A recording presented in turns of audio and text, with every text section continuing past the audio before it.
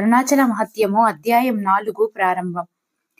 ఆ తర్వాత కథను సనక మహర్షికి బ్రహ్మ ఇలా వినిపించాడు. అప్పుడు విజయ పార్వతీదేవికి నమస్కరించి శివుని గుణములను కీర్తిస్తూ అనునయముగా ఇలా అన్నది. ఓ చెలి, నీకు శివునికి భేదము లేదు. నీవు శివుని ప్రాణేశ్వరివి. ఆయన శక్తివే నీవు. నీవు నీ మాయను ప్రదర్శించుట ఇలాగ శివునికి వేరుగా కనిపిస్తున్నావు. ఆ శివదేవుని ఆదేశానుసారమే నీవు ఇక్కడికి వచ్చావు. శివాజ్ఞ దాటరానిది కదా. అందుచేత శివుడు సూచించినట్లు ఈ చూతవృక్షము క్రింద నీవు తపస్సు చేయవలసి ఉన్నది. సర్వ కోరికలను విడిచిపెట్టి కేవలం శివుణ్ణి ఆశ్రయించిన నీకు శివునితో కలిసి జగత్తును రక్షించడము కర్తవ్యము. శివుని నిష్కలమైన జ్ఞానముతో ఎల్లప్పుడూ తపస్సులో శివుణ్ణి దర్శిస్తూ నీవు వియోగ దుఃఖమును మరిచిపోగలవు. నీవు చేయు తపస్సు వలన నీ భక్తులకు మార్గదర్శకముగాను ఆదర్శముగాను ఉండుటయే నీ కర్తవ్యము. విజయ పలికిన చక్కని పలుకులను విని పార్వతి తనను తాను నిగ్రహించుకొని ఆహ్లాదకరమైన కంపాతీరములోని చూతవృక్షము కింద తపస్సు చేయటం ప్రారంభించింది. ఆభరణములు అన్నింటినీ విసర్జించి రుద్రాక్షమాలను ధరించింది. దివ్యమైన వస్త్రములను వదిలి 2 వల్కలమును మాత్రమే ధరించింది. చక్కని ముంగురులను కలిపి కేశములన్నింటినీ తపస్విని వలె చుట్టుకున్నది. కుంకుమ లేపనమును వదిలి శరీరమునకు భస్మమును అలుదుకున్నది. వంచవృత్తి భిక్షాటనముతో జీవిస్తూ నియమ నిష్ఠలతో శివపంచాక్షరిని జపించడం ప్రారంభించింది. నిర్మలమైన కంపానది జలములలో స్నానము చేసి ఇసుకతో శివలింగము చేసి శివపూజ ప్రారంభించింది. వృక్షముల నుండి పండ్లను తీసుకొని దానము అతిథి పూజలను జరుపుతూ జనుల కష్టములను తొలగిస్తూ ఆ దేవి తాపసిక ధర్మమును అనుష్ఠిస్తున్నది.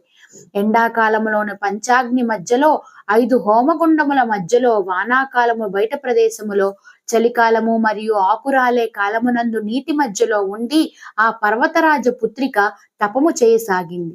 ప్రత్యేక పుష్పములను సేకరించేందుకు ఆమె అడవి లోపలికి వెళ్ళేది. ఇసుకతో చేసిన లింగమునకు ధ్యానము, ఆవాహనము మొదలైన 16 ఉపచారములతో కూడిన పూజలు, ధూపదీప నైవేద్యములతోనూ భర్తను ఆ సతి పూజిస్తున్నది. ఆమె రక్త పుష్పములతోనూ చందనముతోనూ సూర్యదేవుణ్ణి అర్చించి శంకరునకు పంచావరణ పూజ చేసి దేవదేవుని హృదయములో దర్శించేది. అప్పుడు శివుడు పార్వతిని పరీక్షించుటకు కంపా నదిలో బ్రహ్మాండమైన వరదను సృష్టించాడు. కంపా ప్రవాహము అతి తీవ్రంగా ఉప్పొంగుటను చూసి నియమబద్ధంగా నిశ్చలంగా పూజ చేస్తున్న పార్వతిని విజయ మొదలైన చలికత్తెలు బిగ్గరగా పిలిచారు. ఓ తల్లి, కంపా నది పొంగుచున్నది. పూజను ఆపిరమ్ము. తల్లి, తక్షణమే తీరమునకు రమ్మని వారు గొంతెత్తి పిలువగా కన్నులు మూసుకొని శివధ్యానము చేస్తున్న పార్వతి కన్నులు తెరిచి కంపానది యొక్క ఉధృత్వము చూసి అయ్యో, నా పూజకు విఘ్నము వాటిల్లనదే అని బాధపడి మొదలుపెట్టిన పూజను ఆపకూడదు కదా. ఈ జగత్తులో పుణ్యాత్ములకు బహుశా ఆరంభించిన పనులకు ఇలా విఘ్నములు సంభవింపవు కాబోలు. వారి కోరికలు తప్పక తీరును. ఇప్పుడు ఈ వరద వలన నేను పూజించే ఇసుకలింగము నీటిలో కరిగిపోవును కాబోలు. ఈ లింగము నశించినచో సద్భక్తుల కోరికలన్నీ నశించును. ఈ వరద శివమాయ కాబోలు.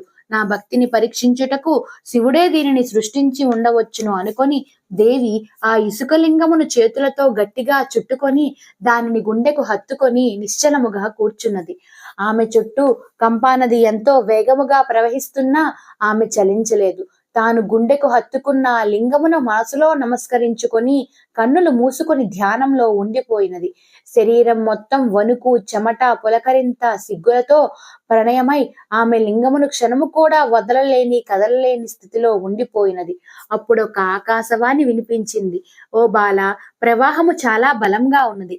లింగమును విడువుము. నీ చేత అర్జింపబడిన ఈ లింగమునకు సకల జనుల చేత దేవతల చేత పూజింపబడును. నీ తపస్సు చేత ధర్మము ఆచరించబడినది. ఈ లింగ దర్శనము చేత మానవులు కృతార్థులు అవుతారు.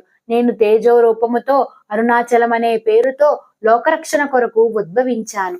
సర్వలోకములను పాపముల నుండి రుణముల నుండి విముక్తులను చేస్తాను. కనుక అరుణాచలమున పేరుతో స్థిరమైన లింగము ప్రసిద్ధమైనది. అనేక మంది సిద్ధులు, ఋషులు కైలాసమును, మేరు పర్వతమును విడిచి ఇక్కడ నివసించుటకు వస్తారు. పూర్వము నా అంశతో జన్మించిన బ్రహ్మ, విష్ణువులు అజ్ఞానము చేత కలహించుకున్నప్పుడు నేను నా తేజ రూపముతో వారి మధ్య ఆవిర్భవించాను. బ్రహ్మ హంస రూపముతోనూ విష్ణువు వరాహ రూపముతోనూ నా శిరస్సు పాదములను కనుగొనుటకు ప్రయత్నించి విఫలురై నాకు ప్రణమిల్లి నన్ను భక్తితో స్తుతించారు. అప్పుడు నేను వారి పట్ల ప్రసన్నుడనై వారి ప్రార్థనను అనుసరించి జగద్రక్షణ కొరకు స్థావరలింగము రూపంలో అవతరించాను. నేను గౌతమ మహర్షిని పిలిచి అరుణాచల మహత్యమును వింటూ అక్కడ తపము ఆచరిస్తూ ఉండమని ఆజ్ఞాపించాను. ఆ అరుణాచలములో నేను నీకు సర్వ పాప పరిహారము కొరకు తేజోరూపముగా దర్శనమిస్తాను. అశరీరమైన శివుని వాక్కులను విన్న తరువాత పార్వతీదేవి అరుణాచలమునకు బయలుదేరింది.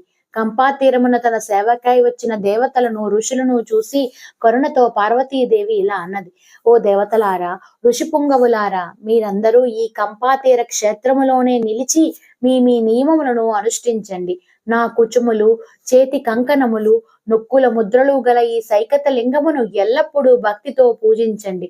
నేను రాత్రింబగళ్ళు నిష్కల రూపుడైన సోనాచలుణ్ణి, అరుణాచలుణ్ణి మంత్రముల తోటి పూజిస్తాను. నా తపస్సు వలన ధర్మమును అనుష్ఠించుట ద్వారా నేను పూజించిన ఈ సైకత లింగము దర్శన మాత్రం చేత సర్వులకు కోరిన కోరికలు నెరవేరును.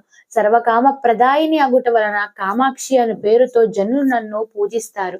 నేను మహా తేజోరూపుడైన శివుని ఆజ్ఞ మేరకు అరుణాచలమును చేరుకుంటాను.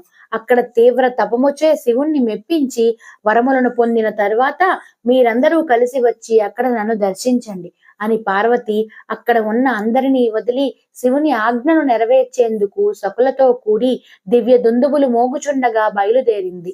లోపల తేజోమయమై బయటకు పరమశాంతంగా కనిపిస్తున్న అరుణాచల పర్వతమునకు చేరుకున్నది.